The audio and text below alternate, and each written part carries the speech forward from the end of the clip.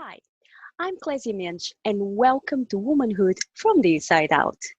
In this interview series, we'll be discovering and uncovering the nature of womanhood from the inside out. Why is it important? When does it show? How can we identify it? And what are the implications of womanhood from the inside out? And today's guest is my dear friend, Karen Miller Williams. Karen is a mental health nurse with over 30 years' experience pointing people to their emotional well-being. She is a coach, counselor, mentor, and consultant to people wanting to have less stress and more joy in their life. One of her hopes is to educate those in healthcare with this understanding so that they will have less stress in their own lives and in turn share this understanding with their patients, colleagues, family, and friends. Welcome, Karen. Hi, welcome. Good to see you again. Yes, me too. So I'm glad you are here. For the people who have been following the Womanhood from the Inside Out series, they are aware that you've been here before. So first of all, what I would like to ask is, for the people that never have seen the show, how did you came across this understanding? Very quickly, please. I was very lucky. I just happened to be an intensive care nurse, and there were people obviously suffering with stress, especially us as nurses. And a psychologist that was working with clients in our ICU happened to bring this understanding to us as nurses in the hospital. And from that moment on, I knew I had to change careers and go into mental health nursing because I really wanted to share this. It was just too good of a secret to let it sit there. I wanted to be able to educate and to share with others. So I got into mental health nursing and opened up a mental health clinic in Hawaii, worked with all kinds of youth, young as 3 and as old as 93 people with every kind of mental health condition. I've run and managed group homes for the mentally ill. I work with brain injury clients. I work in mental health centers, prisons, schools. It's been a marvelous career of waking people up to the fact that they think and helping them to find a nicer life, less stress, more joy. Yes, and that is beautiful. So I'm curious, what have you been up to since we last spoke? What have you seen new and fresh? Well, it's kind of interesting because in December, I kind of semi-retired. So I ended up allowing myself to have more freedom to do things. And I've got clients that I'm Skyping with around the world. I've been on radio shows and webinars such as this one and other ones. I'm very involved in community of interest with healthcare and with education. So I've been at youth meetings and I'm just networking with a lot of people in the community. Just sharing a lot through social media, enjoying getting to meet so many people from around the world who are really looking for something. Some of them are clients who are in remote areas who can't find a psychiatrist or counselor that are nearby. So how nice it is that they can actually Skype with someone in the comfort of their own home.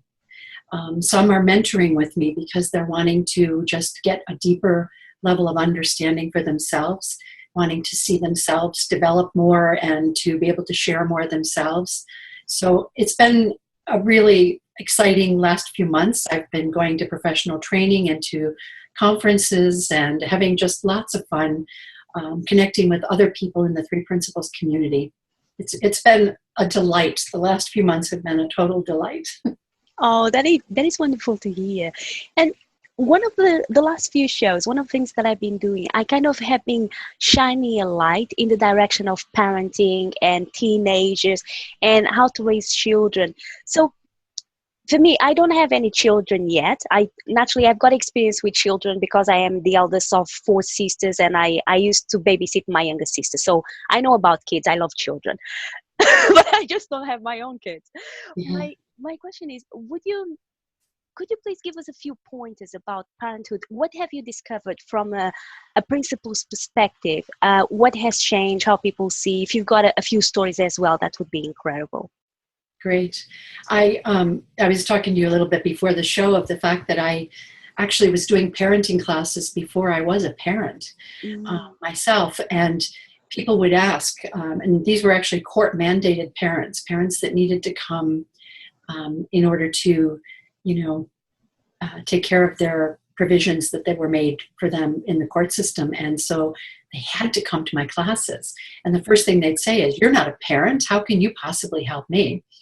And like you, I was the eldest of, well, not the eldest, but second eldest of 7. So I actually helped kind of raise my younger brothers and sisters. And I had lots of friends and family with nieces and nephews and kids around me. So even though I didn't have a child myself, when I was doing these parenting classes, I was able to speak just from that experience, but also because I was the one who was working in the prisons with the youth at the Hawaii Youth Correctional Facility. I was in the psychiatric wards with the children that were having the most difficulties. In the schools, I was working with we had a prevention program that I worked with, and with treatment for special ed and emotionally handicapped kids. So what I saw was like probably the kids that had the most problems, in addition to seeing kids that, were healthy and happy. We did a presentation at a conference in California years back when I was working in Hawaii, and we focused on, there was a beautiful song out at the time, "The Children Are Our Future." Do you know that song? Whitney Houston. Yeah. I believe the children are our future. Teach them well and let them lead the way. That's all you're getting for today. And that was what was so beautiful about that, is that we could see the health. That was the talk that we made. Our presentation was seeing the health within. Because every child that I worked with, and I'm telling you, everyone that I saw the beauty in every one of them, despite their behaviors, despite their problems that they were having, because I knew that that was inside. And to me, that's the most valuable thing that anybody can know, whether you're working with an adult or a child, is to know that your child has that health within them. If you see that, that's what you're going to be able to draw out. If you see that, that's what they're going to believe exist. Because if you don't acknowledge it, they're not going to see it. They're beneath the clouds of their own thoughts. They're caught up in their world. And if you're the one who actually helps them to see that there's something beyond their thinking, it's one heck of an amazing thing to share with someone.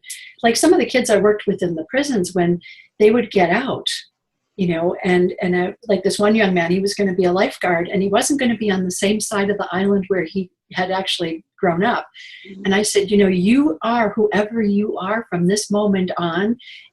Who you were is not who you are. Like, you don't have to be that person. And you help them to actually recognize that they can change their mind, their thinking, their way of living at any point in time. As soon as they recognize their thinking as being what's responsible. Like, many of them were in prison because of something where they had a thought and they acted on it.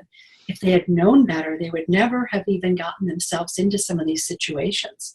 So what a marvelous thing to wake someone up to the fact that they think and that they have the ability to actually, I always think of it as like, you're the movie director, you're the producer, and you're the actor in your life. So if you're the one that wants to see something different in your life, you're the one who directs it. Do you want your movie of your life to be a drama, or do you want it to be a comedy or to have fun? It's like, you choose which direction you're actually going in. So for a lot of kids, it was just a beautiful wake up for them to see that they could be other than what they had been, or to recognize that their thinking. Like one young man, he was probably about 10. We went bowling, and he had never been bowling before, and he was like scared to death to go bowling. I said, hey, nobody is born knowing how to bowl, and I talked to him about, you wear these different kind of shoes, and, this is how it works. But it's interesting how we have these thoughts that make life look hard for us. And you'll notice that when kids are quite small, they don't have a lot of thoughts against themselves. So when they start getting all these thoughts and they get, creating these barriers to them being able to do what they want or to accomplish what they're hoping in school or career, you help them to see that it's just their thinking in the way. What a gift, you know? Most people are just going to say, come on, let's get going. We're going bowling. And it's like, they're not going to explain to them. It's no big deal. Here, let's just give you an idea about how this works. We're not expecting you to know everything. That's a really good point, Karen. And a few things that I would like to highlight. A couple of questions actually. Sometimes we talk about a lot of nature versus nurture, right? And because being the eldest of four sisters, and my dad used to be, okay, inverted commas, a little bit of a player before he got married.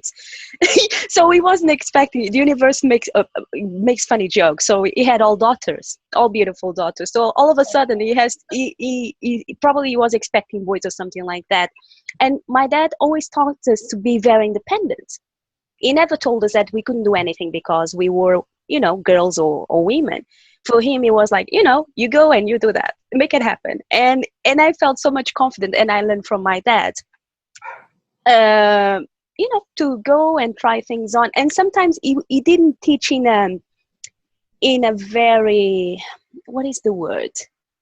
I think it's almost like life, right? You don't get a written plan or a memorandum beforehand, right? It was formal, yeah. Exactly. It was like, okay, you go, you do that. What have you learned? I was like, okay, that's enough. Let's move on. Yeah. Yes, and I guess for me, that gave me a lot of freedom in the sense because I'm not afraid of making mistakes. Right. I'm not afraid of looking silly, and I love learning. And for me, for me, it's very joyous to learn new things, right? And I just go and attempt and see if I always learn something. For me, there is no loss whatsoever. But if some kids have been raised in an environment where sometimes they are kind of, what is the word? Admonished for trying stuff, and they start being scared of looking silly, or sometimes there is even name calling. How could we flip this in a head so they can see things in a more positive way? There's a couple of short video clips that are made by an organization called One Thought, okay. And they call it confidence. Right. And all the speakers are talking to is the fact that if you asked a bunch of little kids, who can sing? Everybody would raise their hand. Who can dance? Everybody can raise their hand. Who can paint? Everybody, right? But at some point, we start taking our thoughts seriously. Maybe grandma said, oh, that's not very good. Let me help you with that. Or maybe a teacher said, well, I don't think singing is the right thing for you. Why don't we try this? Whatever, it doesn't matter where it comes from. We start having ideas that we can't. As a young baby, you look at the creativity and there's just this motivation and will for them to be learning anything and everything. If they stopped every time they started to walk and they fell down and they said, I'm not going to do that anymore, it hurt, they'd never learn to walk. Kids do not have thoughts against themselves. We're not born with that already instilled in us. And when you start looking at, they're not insecure about, oh my God, I'm bald, what will people think? Babies just don't have these thoughts. We start learning how to have, I guess, habits of thinking. My dad was he was very righteous. He was always right. The only time he was ever wrong was the one time he said he was, thinking maybe he was. And my mom liked to worry a lot. So my husband will laugh. He'll tell you, I'm always right. Because that's part of what I have as my default for, this is how I am because that's what I learned. It's not, I shouldn't say it's my default, because my default is actually that I don't have that righteousness. The healthy part of me doesn't live with that. But when I'm in a stressed state, I revert to what I learned. So if I learned, how we say we're never going to be like our parents when we get older. And it's like, I'm always like, I laugh because I think, I will be a knee-jerk reaction, responding, saying exactly what they said or reacting like they did when I'm in a stressed state. But if I'm not in a stressed state, I actually come up with great new ideas about how to discipline, or, giving me creativity on how something might work other than what I've been used to. Do you remember the Cosby Show that was on TV years ago? Oh, yes. Every time Claire, and I forgot his name, whenever the kids had troubles, they would always kind of laugh a little bit and they go, okay, you guys go over there, we'll get back to you. And they would go up and they would have a discussion and they'd laugh because they knew they'd been in this situation as kids too. Because of their humor, because of their being able to be light about it, they got creative and were actually bringing some probably more valuable disciplinary action.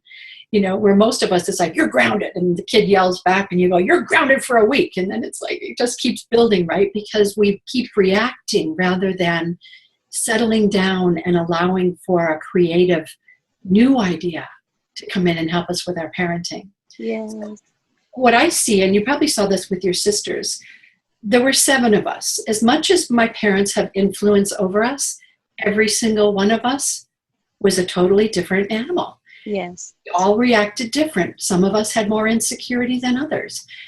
I recognized the insecurity in some of my siblings and was grateful that I wasn't being as reactive to my parents at times, that I didn't have as much turmoil in that area. And it was only because I happened to have more common sense. Now, why did I have more common sense? I don't know. I was just grateful for the fact that I saw that if Dad asked you to do something, if you did it, it was a better idea than having him ask you 3, 4, 5 times. That he's getting irritated. Or like, I just saw not to be caught up. Now, was it because of nurture or nature? I would say that there's times when we have both of those things. I'm going to obviously be affected by what I've learned from my parents. Mm-hmm. And in a low mood, I'm going to be sitting there and I'm going to be really angry and I'll be wanting to say something, but I'm smart enough to keep my mouth closed. Right. Someone else might just blurt out stuff or say something. And it's like, neither one of those are healthy, but it's just a reaction from a low state of mind. That's all it is. So if a parent sees you spurting out all kinds of anger and being upset, they might think you look like a more intolerable child. But actually, I'm just having as much of a problem, actually, because I'm making my stress inward. I'm not yelling at someone, but it's not good for me either, right? And you can feel the tension in a room. Mm-hmm. If someone has got upset, they're going to, even if they're not answering or responding, you can still see that the negativity, it's just a state of mind. It is. So through the years and through all my siblings too, it's like we all experience ups and downs. The roller coaster of life is always happening. And I will be on a low end of the roller coaster as much as my brothers and sisters who I would say would be insecure. They've had their moments when they aren't either. Mm-hmm. When we have an understanding of that, it allows for us to not take the roller coaster ride so seriously, and it's a much smoother ride through life. But if they don't have that understanding, then they don't have the ease of going through life's ups and downs. Yes. That's the difference, is you understanding how your thought is relating to what's happening around you. Yes. You've seen many children who have been in the worst situations, and yet there'll be somebody who goes and gets a PhD, and they came from parents who were perhaps drug addicts. They were kids that were homeless and on the streets. And you'll say, how does that happen? And you'll see someone who lives in a family that has lots of, opportunity financially and, loving parents and everything, who ends up in trouble. Because all of that stuff can be affecting us. But the truth is that the person themselves, what comes from them is what determines how their life opens up and unfolds in the world. It's not the situation or the circumstances. It's more them seeing beyond that. That is, you've made really good points, mostly in that someone that may come from a really good family with plenty of opportunity and take a less constructive path in their lives, and no judgment attached, it is what it is.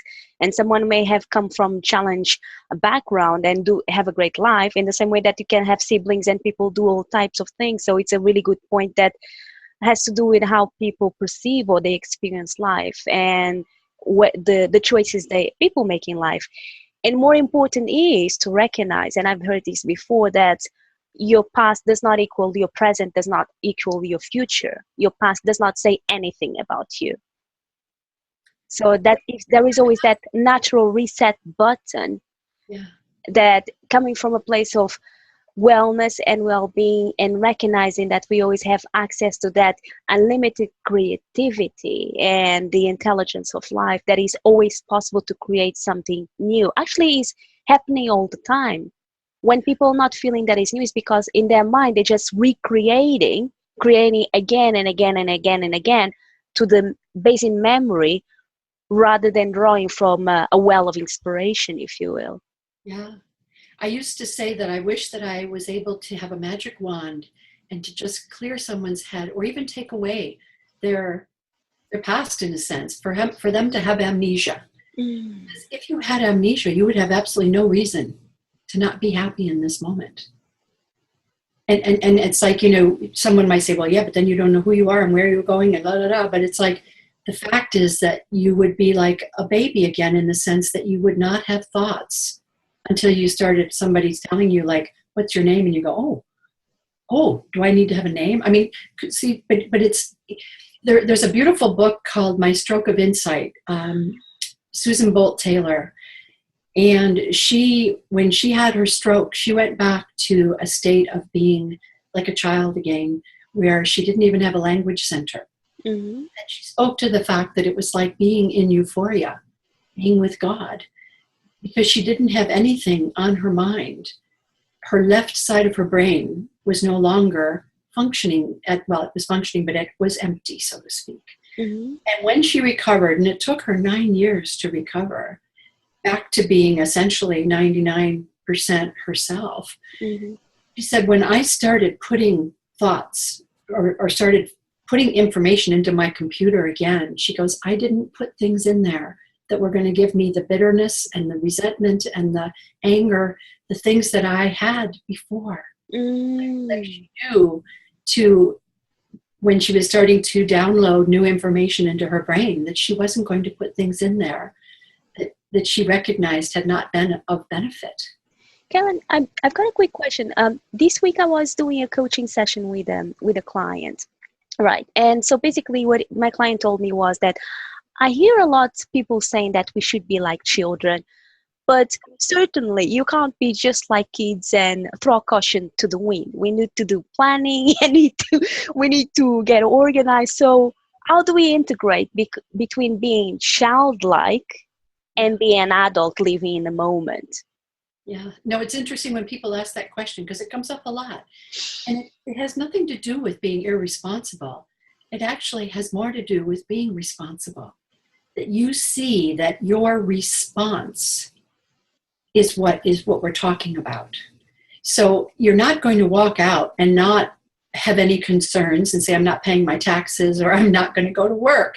It's more that you find that, to me, being a child again is more that they don't have a lot on their mind.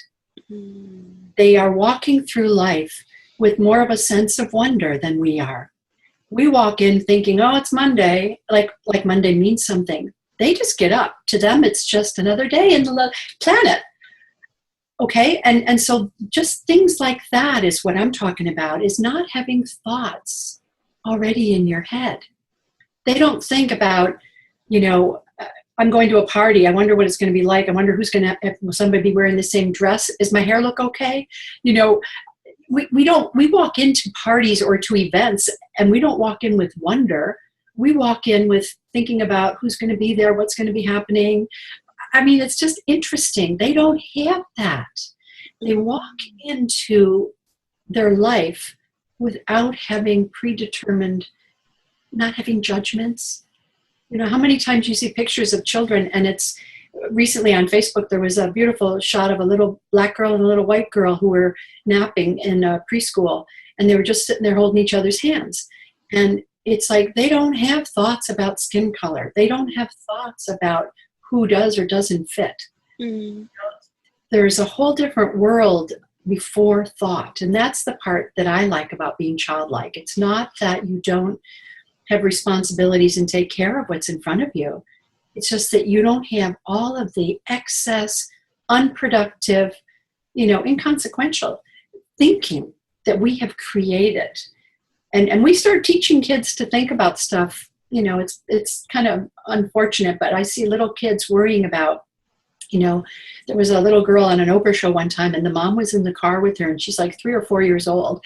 And the mom would be asking the little girl, does mommy look as fat as that lady over there, kind of thing? And this little girl has now, like at 3 or 4, has learned to be thinking about fat, has learned to be thinking about what people think, and even thinking about her mother as that. If the mom had never brought it up, the child wouldn't have any thoughts about any of that. Wow. See how easy it is for us to start putting thoughts into anyone's reality. When that becomes what you start seeing, looking for, then you start judging yourself because you come from a parent who is judging. Mm-hmm. See how easy it is to pick up these things. Children don't have those forms of thinking initially. We start learning.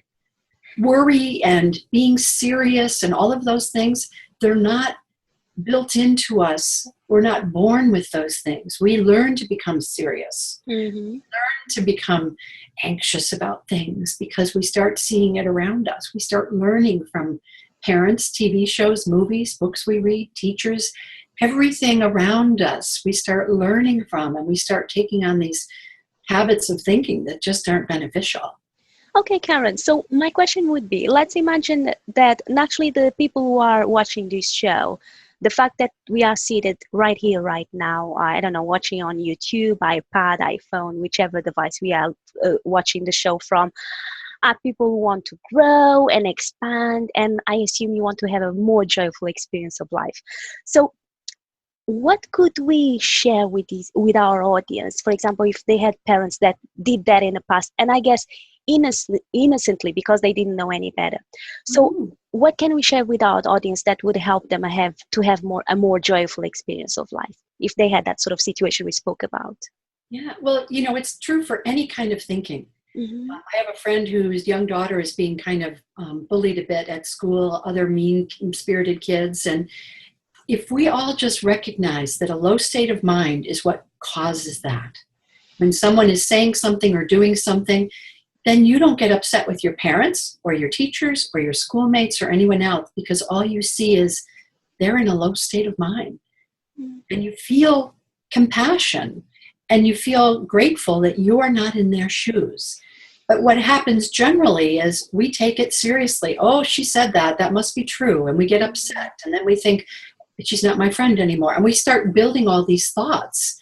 And it has nothing at all to do with anything except for the fact that we're thinking.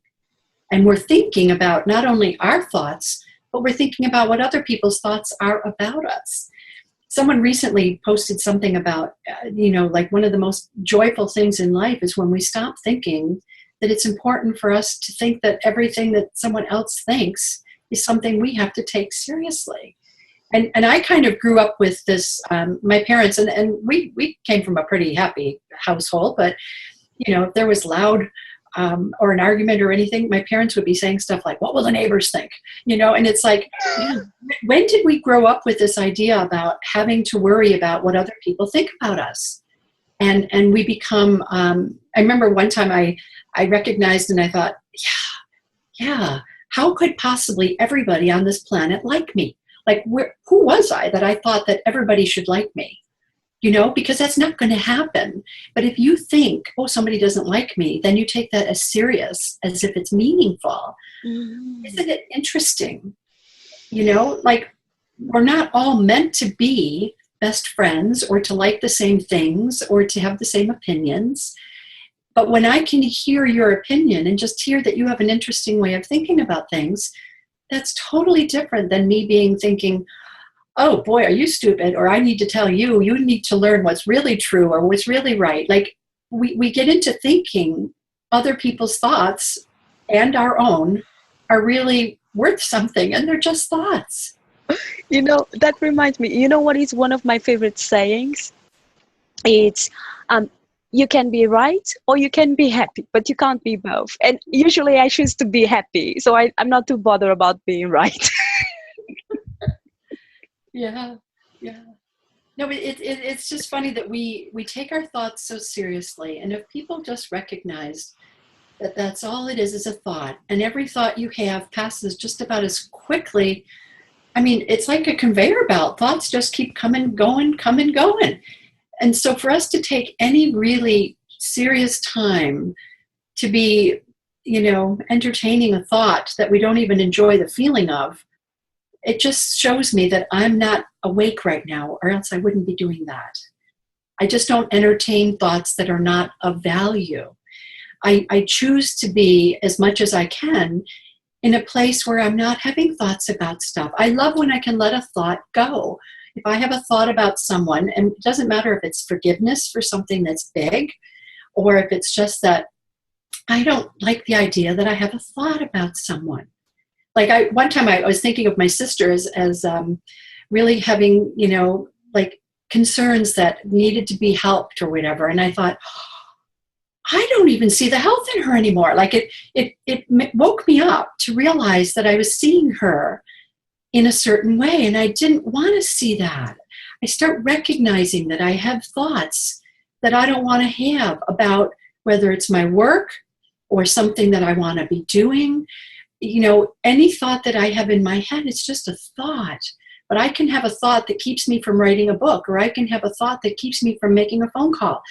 I can have a thought that stops me from doing almost anything. And it could just be that it's stopping you from enjoying who's sitting in front of you, because you've got a thought about, and I need to get home, or I need something else to be doing, and you're sitting with someone and you're totally missing that you're sitting with someone. Like today, how many people are on their phones instead of with the person that's right in front of them? Yes. So it doesn't matter if it's thought, and obviously when we're on our social media and our devices, we're obviously engaged in thinking. And I laugh because it's true today. One of my friends has a teenage daughter who, she says, the friends, it could be 4 or 5 of them, sitting in a living room, and they're all texting each other while they're in the room together. Interesting. The same girls that are in the room are actually texting to each other rather than even just talking to each other. And so we've gotten away from not just thinking, but totally disengaging from life. If you want to enjoy life. Someone did a webinar yesterday. I didn't get to see it. And it was called Get Out of Your Head and Into Your Life. And that's kind of how I see it with being a child again, too. Get out of your head and see what's here. Enjoy what's in front of you. It's become commonplace for me to see a beautiful sky a lot throughout the day. I'm just awed by the beauty around me. I had a client one time who was in her 80s. I spent an entire day with her because she was quite mentally ill. She had a lot of issues. By the end of the day, she had calmed down, and she was sitting in my lounge chair, and she came in and she says, "Did you know clouds move?" Now, I don't know about you, but it kind of was a surprise that someone could be that old and not have ever looked at the sky long enough to know that clouds move. Wow. But that's part of what, to me, is like, if we're not engaged in our life, we're missing all the beauty that's happening around us because we're in our heads. So get out of your head and into your life. I like that. That is very interesting you're talking about, because in the society that we live nowadays, we talk a lot about the age of information, and so there is a high value in having a high intellect, right? And having a high intellect is great for many reasons, but is also realizing where is useful and where is not. So if I'm always engaged in thinking, and if I'm always into social media, Facebook, and so on and so forth, and I'm not present in my life, people may think, oh, that is incredible, because that is a sign that you are a highly intelligent person. That is great for you. But chances are that you're not getting a really, I would say, not so much the word positive. You're not getting as much joy from your own life as you could. And then you ask yourself, and you start looking outside yourself, why you're not happy. And if you just drop everything you've got going on in the back of your mind, just put it in pause and just let it go and stay present for a moment, then you start reconnecting, because it's always there. You never lost it. It's always there. It's always available. The intellect is not something to be afraid of. many beautiful, I mean, I cannot believe how intelligent some people are. And I love it. I just love seeing it. It's not something that is something to be worried about. It's the common sense and the understanding that goes hand in hand with that creates all kinds of inventions and beautiful things in the world. So the intelligence of someone is not a problem. It's more that if you are, because sometimes you're going to be really wrapped up in, let's say, in university, and you're going to be doing a lot of work on a dissertation, you're going to be studying a lot and learning a lot. It's not so much that that's the problem. The problem is having the balance, and allowing for, because it's easier for someone to learn, no matter how intelligent they are, when they're in a relaxed state. So if you are under stress and trying to, study and memorize and learn a lot, that's maybe a time in your life when you feel like you need to be doing that, fine. But if you're stressed out to the max and you're totally missing out on the joy of your little baby at home, or, that you're not part of your relationship with your wife anymore, like when you get too caught up, there's where the problem lies. So intelligence is nothing to be concerned about. It's more a matter of really having both of these things, both of them exist, and they're beautiful. It's more a matter of not allowing yourself to get stressed out with any of it. When wisdom speaks to us and it says, turn off some of the social media for a while, what a gift for yourself to take that and to give yourself that time, if that's what's meant to be. So many people, and I think it's very cute, one of the young men he's a coach, and his son, he says, I was worried about him. He was on social media too much. And he says, I was thinking about talking to him about it, but he says, and I didn't. And he goes, the next thing I know, he says, my son came to me and said, I'm off of Facebook. He just totally deleted everything and got off of it, because he himself recognized that this was a time for him to let go of all that. Now, does that take a lot of courage and willpower and all of this? Not for someone who sees it's time to let go. So, and you can be just as caught up on a computer. Like I've dealt with clients who, they don't know how to interact with people. They sit in front of a screen at home all day, and they don't know how to live in the real world. That's the difference. Yeah. Because you can enjoy social media, but if it's taking over your life, that's what the common sense will guide you. The wisdom and the understanding will guide you so that you don't get caught up in any of that stuff. So that's the difference. That's absolutely correct. I remember very recently I delivered a workshop for the Liverpool University, and it was about thesis presentation skills. And actually, one of the things that I made sure that I integrated in a presentation was a little bit of the understanding how the mind works and so on. And what a couple of the students share with me is that while they were working their dissertations, what a lot of them did, they actually unplugged from their social media accounts. And we're not having a go. I'm not saying any names, because I've got accounts on the social media as well. But this is what they told me. Said, this is what I did. I unplugged from the account while I was doing the work. So their wisdom kicked in and said, if you're going to be focused in this sort of work that is extremely important for you for the next few months, then you need to eliminate distractions. So that's exactly what they did. And they were telling about the benefit that they had while they were away from it. After that, they returned, but from that time, because they needed to be a little bit more focused, they just turn off those accounts that they used to be distracted by. So it's the wisdom you were talking about. Yeah. I have a friend who does a lot more traveling than I do, and we were talking one day about so many of the different adventures that she's been on, where, I'll give you the example of going to see the Mona Lisa, the painting. Mm-hmm.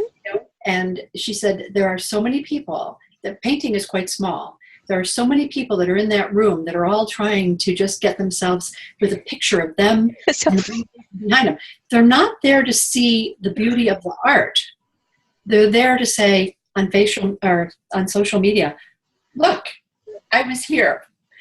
And so to me, it's kind of like, that's what we've done, is we've removed the part of living in the moment of expressing or seeing the beauty of what you're there to see. Mm-hmm. It's more like, look what I've done. Look where I am. Look what I'm doing, rather than actually being a part of the experience of the art. Same thing. She was on a safari and she said, so many of the people, they come up, they take a bunch of pictures and it's like, okay, can we go now? And it's like, wow, what a difference it is when you're the one who wants to sit and watch the animals.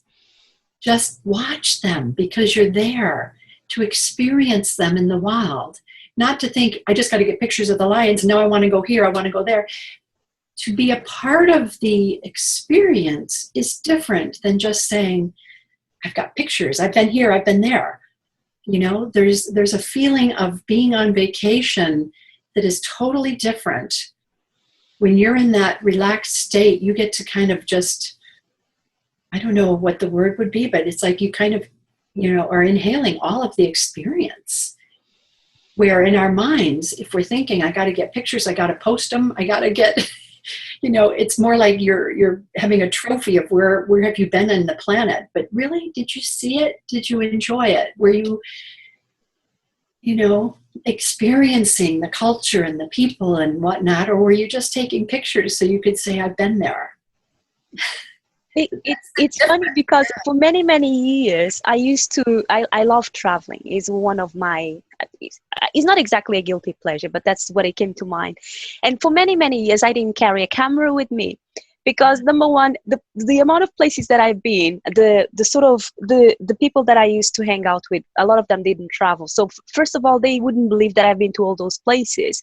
And my second thought was, well, if they want to see it, they can come and see themselves. So I didn't take any photos for many, many years. And even nowadays, I hang out with several in circles of people, and I know a lot of cool people. And I tend not to take any photos. If they know me, great. If they don't know me, great. Yes. Yeah. I get to experience them. And for me, that is more than enough. Yes. And there's been times when I wished I had my camera with me because something that's extraordinary, but then it's in my mind. And then I'm more often than not, like the first time I was in Hawaii, I had a landlord who, he flew the small planes over all the islands. That was his thing. And he said, I've got an empty seat. Do you want to go? $25. And it's like, oh, of course, you know. And I forgot my camera. And at first I was a little bit perturbed and I thought, oh, darn. But I was so grateful because if I was trying to take photos of everything, I would not have seen what I got to see. And it was just a marvelous experience to be part of it rather than to feel like I'm trying to take pictures of my life. So, yeah, and it's interesting. We started off talking about parenting and we kind of got off into a whole different world here. But I think parenting, when we talk about this as well, when you're a parent, what you live, what you share in your way of living is probably the most beneficial thing that your children pick up on. Mm. And so as we speak about this experience of me being out there and living my life and how it's changed and how I see, you know, to not be so engaged in my thinking and to not be so serious about things and to not have thoughts about what I can and can't do. Mm-hmm. One of the things that our boys thought, they said, you know, you guys really inspired us to be entrepreneurs because we saw that you didn't have any thoughts about that. We saw how easy it was for you to go here, do that. You know, it's like, it wasn't because we were saying, we're going to teach you the principles. We never did. Mm-hmm. You know, most of us have, and there's been a lot of people that I know in the Three Principles community whose kids will tell you, my parents never told me anything about it. But they said, I knew that I was around people who were generally quite happy. You know, they had friends that were, you know, just nice to be around. And they had this feeling about you could do anything or like, so we weren't teaching them anything about it. They were watching us walk through life in a less serious way, with less stress and more joy. So a big part of us as parents, to me, the most important thing a parent can be is being present. Mm. You know? And that's true for anybody. If you want to have a good relationship, you want to be present. Mm-hmm. And that means you don't have a lot on your mind. So when you're present, you're with them. the other part is seeing the health in them. No matter how bad their behavior is and no matter what's going on, if you're constantly seeing that there's somebody inside of there, because every parent is going to watch their kids go through times when they're trying things. There's going to be a lot of growing up. And if you don't get too caught up in all of that and just recognize it's part of life, is that we have to learn how to walk, then we start learning how to do a lot of other things in life too. The less that we get, focused on something that's not good in their life, and the more that we encourage that which is a good thing in their life, that's just all part of them being balanced, because you've kind of helped them see what's important. To be spending more time in that realm. That's how they start to learn, is because that's where you live. I say I grew up with a lot of compassion from my parents, because my dad was a funeral director. He would say mortician, not a funeral director. Anybody can direct a funeral. But he said, there were times when he used to come and ask, Karen, can I have a dress? A little girl died today and she doesn't have a nice dress to wear in the casket. And it's like, oh my gosh, it's like you'd be really touched by the fact that you were alive. Or there was a time when he went to pick up a body one night that was the night before, it was Christmas Eve.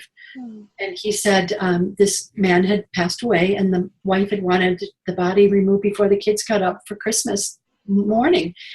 And I'm telling you, I didn't want any Christmas presents. I was just glad I had my dad.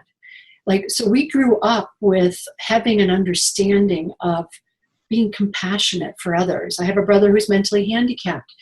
So I grew up with that compassion. So you can say that sometimes we're given things in life that kind of teach us compassion. My parents didn't say, I'm going to teach you about compassion. I learned it because it was part of what was in my home. My mom, I always said, was like Mary Poppins.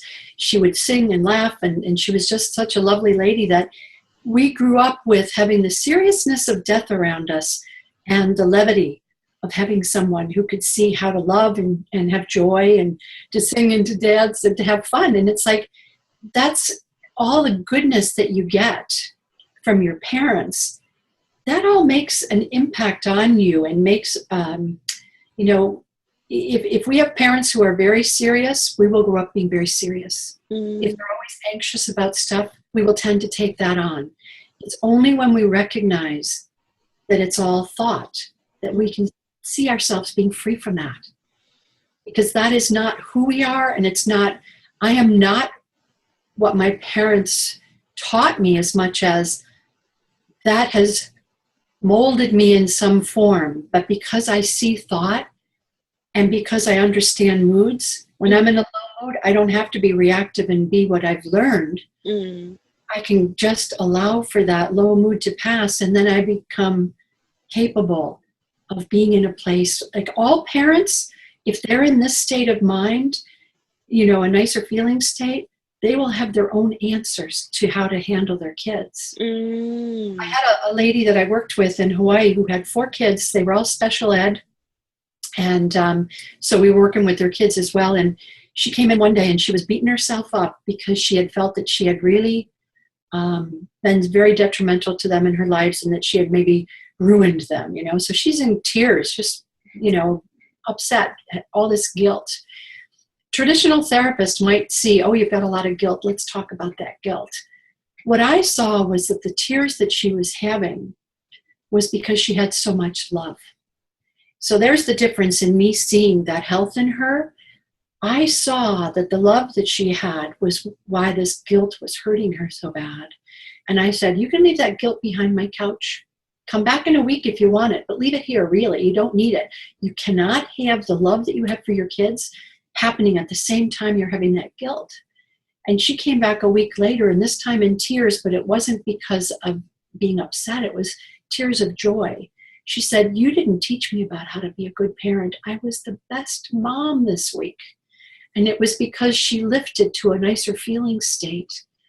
That's where her answers come from. So every client I ever see, it doesn't matter if I'm working with kids or parents or schizophrenic. It's like every person, if I help them to move to a nicer feeling state, will be able to see thought for what it is. But when you're in that low mood, it's like, it's hard for people to see that that's all that it is. You know, the beauty of being a parent is having some knowledge of how the mind works. If you can share that with your kid, and it's just sharing it in everyday life, they're going to grow up with a far less serious, far less anxious reality. That's the gift of being a parent, is helping them to see past that. Oh, Karen, this is beautiful. And I feel that we are coming to a natural conclusion of our episode today. So, how can people reach you? Well, I'm on Twitter and I'm on Facebook, and you can reach me on my website. I'm at www.3principlesnurse.com. That's spelling it out, THREE, principles, PRINCIPLES, nurse, NURSE.com. And I do 30-minute free consultations, so I'd be more than glad to speak to anyone who wants to know more. That is wonderful.